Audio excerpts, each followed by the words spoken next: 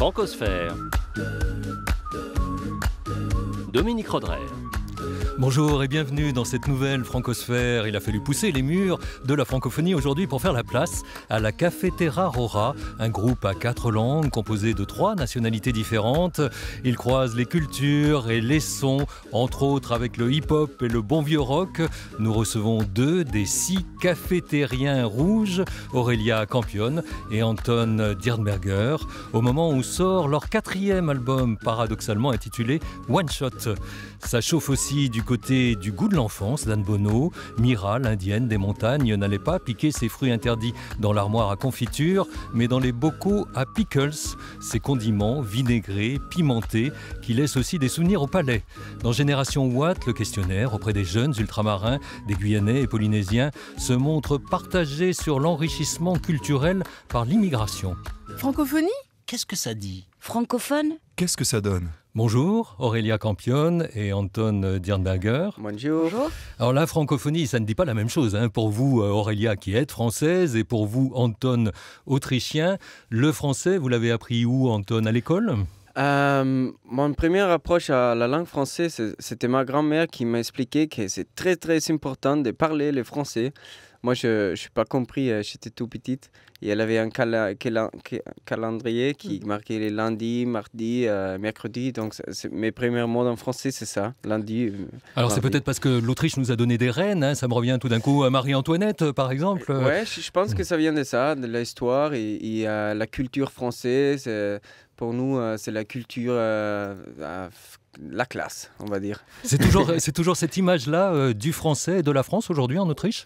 Ouais, je crois. C'est toujours une image très élégante et très culturelle, en fait, le français. Ouais. Après, je n'ai pas appris le français à l'école et je me trouvais à 25 années après avec la Cafetera qu'on a parti en France et c'est là que j'ai pris le français finalement. Alors Aurélia Campion, le français, vous l'aimez sans doute, mais vous l'avez quitté quand même. Oui. Qu'est-ce qui vous a donné envie d'aller vivre en Espagne ? Je pense que c'était la recherche déjà de changement, tout simplement, déjà à la base. Et puis le climat a fait que je suis restée, la culture aussi. Mais on n'est pas si différents que ça entre français et espagnol. Alors, voilà. J'étais avec Marie-Antoinette tout à l'heure. Allons-y du côté de Louis XIV qui disait « Il n'y a plus de Pyrénées ». Vous trouvez, vous, qu'il y a encore des Pyrénées, Bien qu'il sûr. y a des différences quand même ? Vous dites il n'y en a pas tant que ça, mais il y en a sans doute d'assez apparentes. Différences culturelles, il n'y en a pas tant que ça. Différences économiques, et du coup, il y a encore ces Pyrénées, je trouve vraiment. Et j'aimerais bien qu'il y en ait de moins en moins, quoi, des frontières. On sent la différence Europe du Nord, Europe du Sud. Et en quelle langue est-ce que vous parlez entre vous 6 ? Donc, nous, on parle en frangnol, du coup. En frangnol, c'est-à-dire un mélange de français, d'espagnol. Il y a un peu d'autrichien aussi là-dedans. Non, Anton, pas trop. vous n'avez pas réussi à les convertir ? Des fois, quand on part en Allemagne, on peut immigrer des mots allemands, mais normalement, c'est en plus, maintenant, on parle en plus français qu'avant. Oui. Mais on conserve toujours des mots espagnols dans la langue française. Alors si vous vous demandez encore qui vous parle, qui est Aurélia, qui est Anton, et plus globalement, qui est la Cafetera Roja, à laquelle ils appartiennent tous les deux, voici le portrait coupé et décalé du groupe par Corinne Alexia Dabo. Qui ne connaît pas la Cafetera Roja ? Ah bon ? Vous ne la connaissez pas ? Eh bien, si la cafetière rouge porte ce nom hispanophone, c'est parce que ses membres se sont rencontrés à Barcelone. La cafetière n'a pas seulement une drôle de couleur, elle a aussi une drôle de forme, en hexagone, dont 4 des sommets sont français, le 5e autrichien et le 6e espagnol. Et quand ils sont au micro, c'est Babel qui fait un tour dans leurs mots. Ils chantent et rappent en anglais, en espagnol, en allemand, en français. Alors, hispanophone, germanophone, anglophone, francophone, et pourquoi pas créolophone ? Ils vous répondront, peu importe, pourvu que ça sonne. Alors cette question de la langue, évidemment, vous imaginez que ça nous préoccupe un peu à Francosphère, mais vous, Aurélia, vous n'en avez pas grand-chose à faire, finalement, de la langue dans laquelle on s'exprime, on chante, on fait de la musique ? Non, je dis souvent ça, mais dans la musique, je pense qu'il y a... Parfois, il y a une mélodie, il y a un rythme qui appelle à une langue. Et je ne pourrais pas t'expliquer pourquoi, mais du coup, comme nous, on a cette possibilité-là, on a la chance de pouvoir changer de langue, on a Voilà, on a des chansons dans plein de langues et ça dépend aussi de l'inspiration du moment qu'on a à ce moment-là, mais c'est vrai qu'on est hyper ouvert.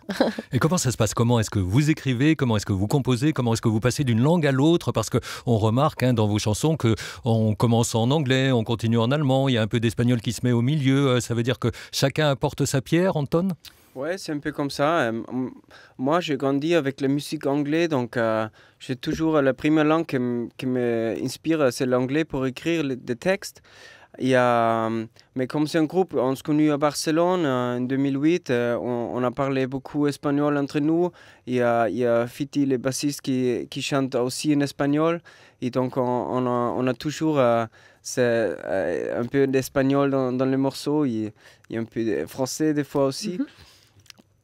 Mais c'est surtout, oui, chacun apporte son univers dans la musique. Ce nom, cette Cafetera Roja, cette cafetière rouge, cette Rote Café Caneux, je ne suis pas très sûr en allemand, Rota, d'où est-ce qu'elle sort? Comment est venu ce nom, Aurélia?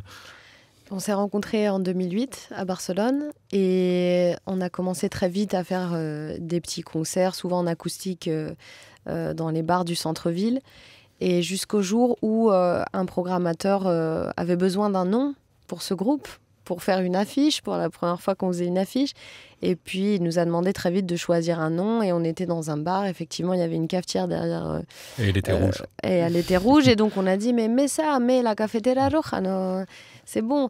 Et évidemment, après, les gens retiennent. Et donc, c'est resté comme ça. Mais je trouve que c'est un bel objet pour représenter notre groupe parce qu'on est souvent autour d'une table avec le café au milieu et c'est vraiment un partage. Oui, et puis votre musique, ça réveille, donc la cafetière, et puis elle est rouge et ça bouge. Inspiration braucht die Ruhe, braucht die Nacht, braucht die Einsamkeit. Gefühl und Emotion erweckt sich Eintönigkeit. Wiederholung eines Loops, erweckt zum Trance-Zustand. Hip-Hop echt wie meine Realität. In meiner kleinen Welt der Abwesenheit, der Freunde und Familie. Leute gibt es viele.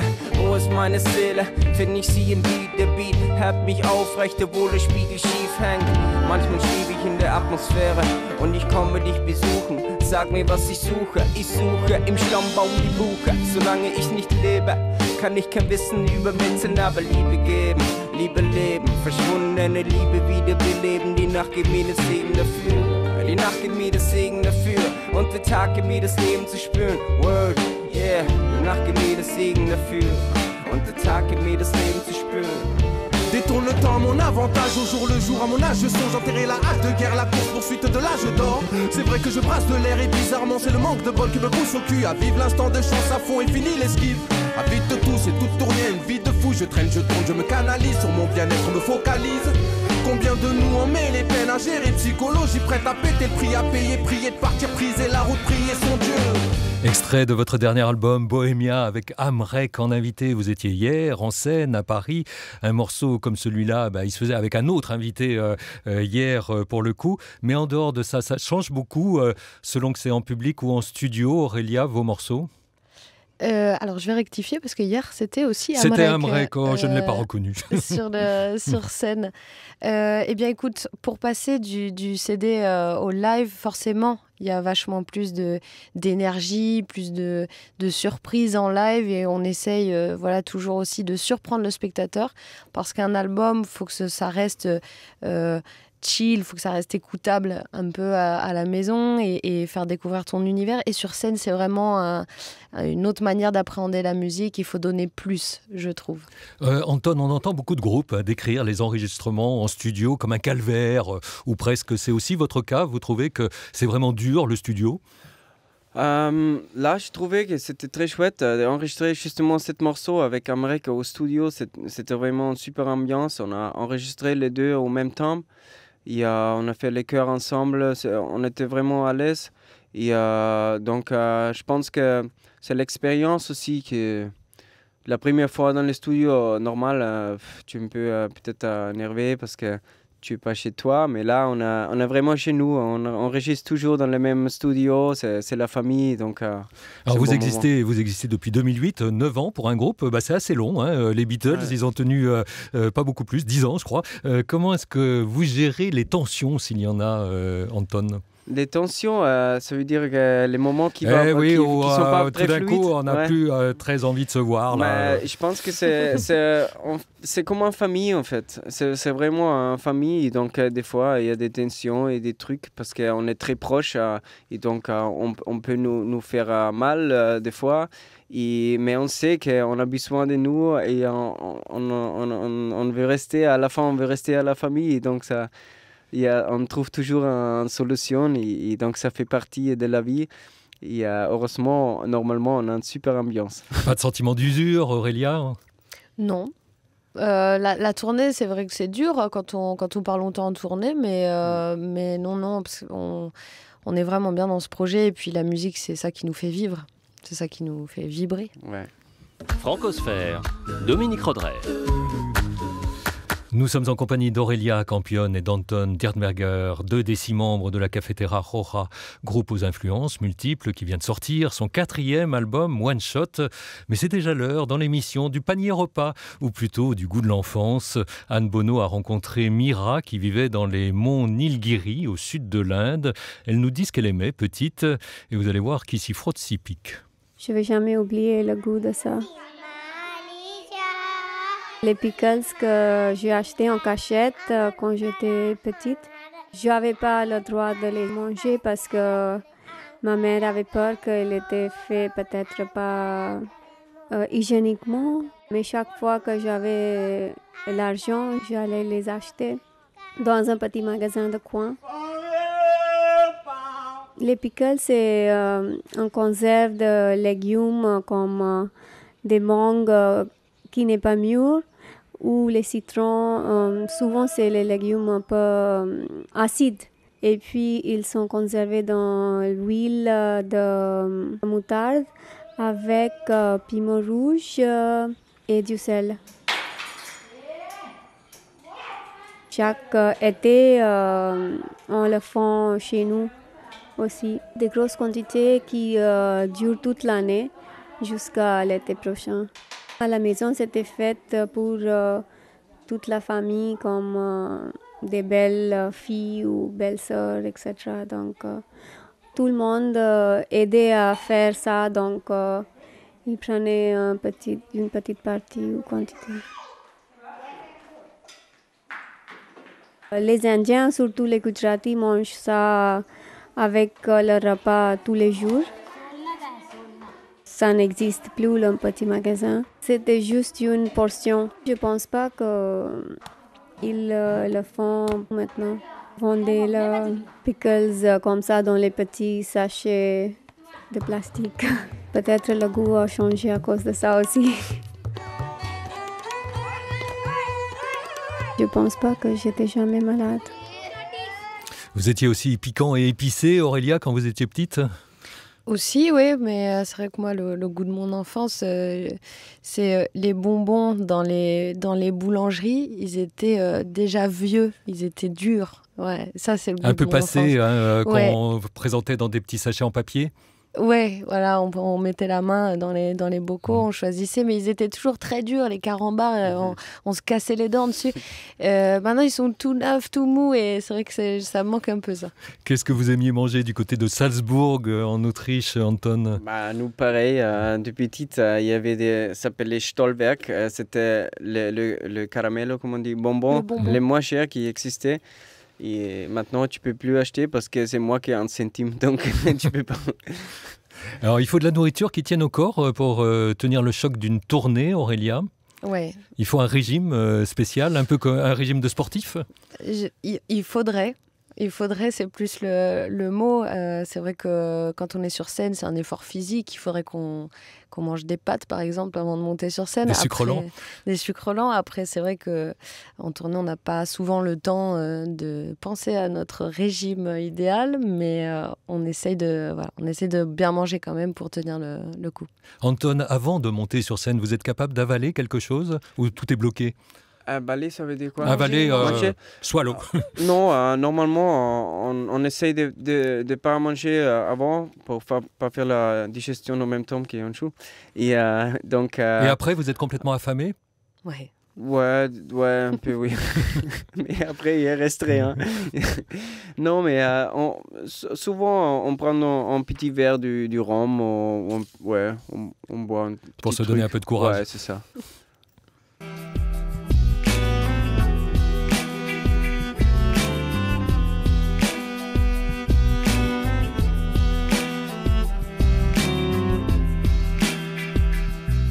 I will fly, I am not the lion. I will buy flowers and flames. I still believe in me. So step up for us, for my dreams into more. 'Cause I'm still a walk my still a singer that's all I was born. Still a walk my still a fighter that's all I was born.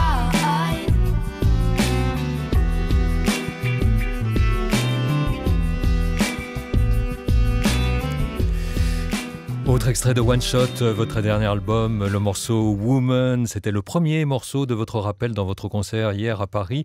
Morceau que vous avez annoncé comme très cher à votre cœur. Aurélia, pourquoi ? Oui, parce que c'est une chanson dans laquelle je m'exprime vraiment en tant que femme. Et je pensais que c'était important à un moment donné, parce qu'en Espagne, il y a beaucoup de violence par rapport à la femme. Et du coup, ça, Plus qu'ailleurs, vous avez l'impression ? les chiffres sont pas très bons par rapport à ça, ouais. En Espagne, c'est un peu dur. Les chiffres sont un peu durs, ouais. Et donc voilà, j'ai été inspirée vraiment sur cette chanson et j'avais vraiment envie de m'exprimer en tant que femme. Et c'est un moment qui est assez sympa en concert aussi, d'ailleurs. En tant que femme, à propos de Woman, dans la Cafetera Roja, il y a 2 filles et 4 garçons. Comment se vit la parité dans le groupe ? Bah bien, je pense que le fait d'avoir des filles, ça doit apaiser les esprits dans un groupe. Et, Ça fait du bien. Ça vous fait du bien, Anton, Ouais, ça fait du sinon bien. ça serait trop un peu point contre point comme ça. Ouais, je trouve que c'est génial, ça. Ouais. Alors, les rappels, tiens, puisqu'on faisait allusion aux rappels, les morceaux des rappels, c'est ceux sur lesquels vous quittez votre public. ouais. Il faut garder le meilleur pour la fin. Il faut que la fin soit le plus fort. Ouais. Tu vois, pour le plus fort, le plus émotionnel, le plus dense, je pense, pour vraiment tout donner à la fin, ouais. Il faut en donner un peu avant, mais c'est vrai qu'il faut laisser le feu d'artifice, c'est le bouquet final, quoi. C'est le voyage aussi. Ouais. Ça fait partie des voyages.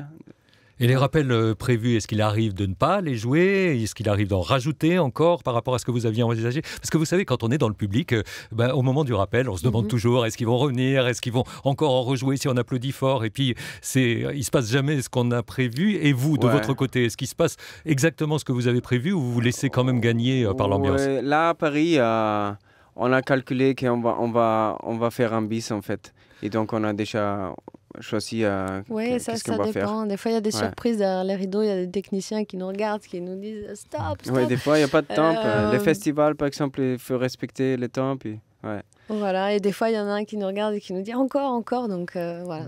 Et si les gens sont généreux, on est généreux aussi, quoi. Alors, toujours les titres, c'est un autre morceau One Shot qui donne le titre à l'album. Qu'est-ce qui fait qu'on choisit un titre plutôt qu'un autre pour le mettre en titre de l'album ? Est-ce que c'est celui qu'on trouve le plus réussi ? Anton, pourquoi non, je ce pense titre-là ? que le nom de l'album, ça se réfère pas pour les morceaux, c'est plutôt le sens de one shot. Ça veut dire que ça c'est notre opportunité, c'est notre musique, c'est ça qu'on sort là maintenant, et c'est one shot. C'est pour ça. Alors moi, je me suis dit que ça pouvait être un faux ami, One Shot, parce que ça veut dire qu'il n'y en a pas d'autres. Or, c'est déjà le 4e album quand même, Aurélia. C'est le 4e album. Non, mais One Shot, en fait, c'est une expression qui vient du monde du hip-hop. Quand on disait à un MC, il faut que tu t'exprimes, c'est maintenant, c'est ton tour, c'est One Shot. Il ne faut pas laisser passer sa chance. Il disait ça, voilà, c'est ta chance, c'est ton opportunité. Et comme disait Anton, la chanson représente un peu ce qu'on fait maintenant, et ce 4e album, c'est vraiment on a le même style, mais on a voulu faire un peu plus. Chaque semaine, nous nous intéressons à une question soulevée dans la grande enquête des chaînes, première auprès des jeunes ultramarins. Cette semaine, dans Génération Watt, Sandrine Weber a sélectionné sur l'immigration des réponses de Guyane et de Polynésie. L'immigration est une source d'enrichissement culturel. Tout dépend ce que l'immigration apporte au pays. Si c'est quelque chose de positif, oui. Si c'est pour profiter du système, non. C'est en aucunement un enrichissement culturel. Il suffit de prendre exemple sur le Canada. On voit forcément qu'il y a un intérêt à l'immigration. Des immigrés vont s'imprégner de la culture française et vice-versa. Il y aura un enrichissement, disons, social. La Guyane s'est construite, son histoire est liée à une immigration de pas mal de communautés. Ça fait ce qu'on est aujourd'hui. Oui, c'est une source d'enrichissement culturel. De nos jours, on peut pas, pour tous les immigrés qu'il y a, on va pas parler de source d'enrichissement culturel, quoi. En France, non, je pense pas. Plutôt un moyen pour survivre. Mais ils apportent une culture quand même. Regarde, quand tu parles des femmes volées, c'est leur culture. Donc ils apportent une culture en plus en France. Non, c'est vrai. Quand t'es quelqu'un d'un autre pays, t'apprends des choses nouvelles. Enfin, ça pose plus de soucis que... Parce que c'est pas une personne qui va émigrer qui va... T'es bien contente d'avoir un resto chinois dans le 13e à Paris. Hein. Ça veut pas forcément dire qu'il vient... Vous êtes bête ou quoi, la diaspora chinoise, c'est de l'immigration. Hein. Alors vous êtes tous les deux des immigrés et puis ça vous fait beaucoup rire les dernières réponses des immigrés en Espagne. Hein. Aurélia, la question peut se poser à l'envers. Est-ce que vous êtes parti de chez vous, de la France, pour vous enrichir culturellement ailleurs ?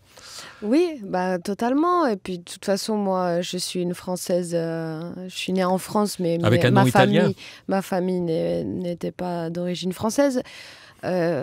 Pour moi, il n'y a pas de frontière, en fait. J'arrive pas à comprendre cette notion il y a une barrière. On a des cultures différentes, on a des langues différentes, mais on est des humains. Enfin, je n'arrive pas à comprendre, voilà, le fait de délimiter les mouvements des gens. Je pense que au jour d'aujourd'hui, on peut voyager facilement. En plus, il faudrait que tout le monde puisse voyager et découvrir le monde, tout simplement.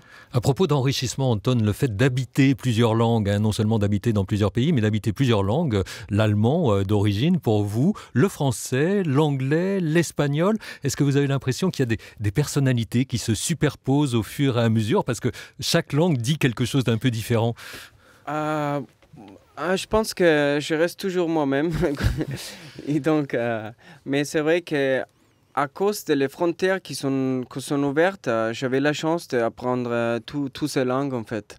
J'avais l'opportunité de voyager et donc pour moi c'est chouette d'éviter les frontières et ça me donne beaucoup d'opportunités de voyager. Et après, surtout pour l'immigration, surtout pour les gens qui ne voyagent pas, c'est bien parce que comme ça, ils ont la chance de... Alors voyager, être à sa place, hein, c'est un peu ce qu'on entendait aussi dans ce questionnaire. Est-ce qu'on est enrichi par les autres ? Est-ce que les autres viennent finalement nous prendre une partie de notre soleil ? Est-ce qu'il vous est arrivé, dans certaines circonstances, de vous dire là je suis un peu déplacé, je ne suis pas là où je devrais être, ou jamais, Anton et Aurélia ensuite ? Normalement, je me sens bienvenu. Normalement, je bouge dans le circuit, que je suis bienvenu aussi. Peut-être. Moi, je pense qu'il n'y a pas un mauvais endroit, il n'y a pas une mauvaise culture. Il y a du bon à prendre chez chacun. Et puis on amène partout ce qu'on est aussi, peut-être. Et on amène quelque chose. Et pour moi, c'est une recherche infinie. Une recherche infinie de découvrir les cultures des autres.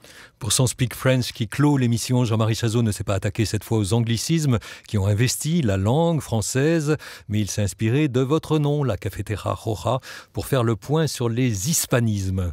Imaginons nos invités en concert au milieu d'un patio, un vrai rodéo, une vraie corrida, presque une guérilla pour aborder ces musicos, jusqu'à hurler comme un coyote pour les rejoindre. Passer le Mirador, engoncé dans son poncho, on traverserait ainsi une noria d'aficionados. Comme quoi, les mots espagnols sont nombreux dans notre vocabulaire courant. Les spécialistes estiment que sur les 35 000 mots de la langue française, 13% sont d'origine étrangère, pour un quart anglais, le reste se partageant principalement entre l'italien, le germanique ancien, l'arabe et donc l'espagnol.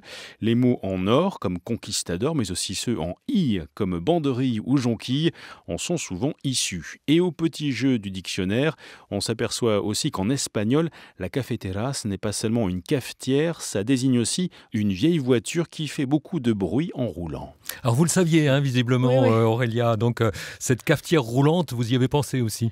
Oui, on y a pensé aussi, parce que c'est vrai que voilà, pour se déplacer en tournée, au début, on se déplaçait avec un vieux... En français, on dit un vieux coucou. Un vieux coucou, Un exactement. vieux coucou, on voilà. dit un taco, on dit une bagnole, enfin on dit tout un tas de choses. Avec notre cafetera, donc... Et à votre connaissance, Anton, il y a autant, c'est peut-être pas à vous que je devrais poser la question, mais enfin on verra avec Aurélien ensuite, il y a autant de mots français en espagnol? Moi, je ne sais plus parce que notre langue est tellement différente que les langues officielles. Vous avez une langue assise, c'est le cafétérien. Ouais, c'est ça. Le café terrien, je ne sais pas Et en donc, combien de mots il faut nous, l'écrire. On mélange beaucoup l'espagnol et le français. C'est les mots qui arrivent avant dans la tête et sortent avant, c'est ça. Est-ce que et la présence du français, tout à l'heure, Anton nous a dit qu'en Autriche, il y avait encore un prestige du français. Est-ce qu'en Espagne, vous l'avez senti, ça, Aurélia, ou pas du tout? Bien sûr, il y a toujours cette image un peu de la France glamour, classe, et puis, comme disait Anton, culturelle. Parce que c'est vrai qu'en France, on a une importance pour la culture qui est très très grande, et à l'étranger, ça marque beaucoup à l'étranger. Et oui, on a cette image-là. Le français est très difficile pour un Espagnol, mais c'est très doux pour eux. À l'écoute, c'est très doux, c'est très chic. Merci beaucoup à tous les deux et on recommande chaudement le dernier album qui vient de sortir de la Cafetera Roja, puis aussi tous les autres, tant qu'on y est. Il s'appelle One Shot, en tout cas le dernier. Merci également à Corinne Alexia Dabo, Anne Bonneau, Sandrine Weber, Jean-Marie Chazot et Bruno Dessommes. Merci.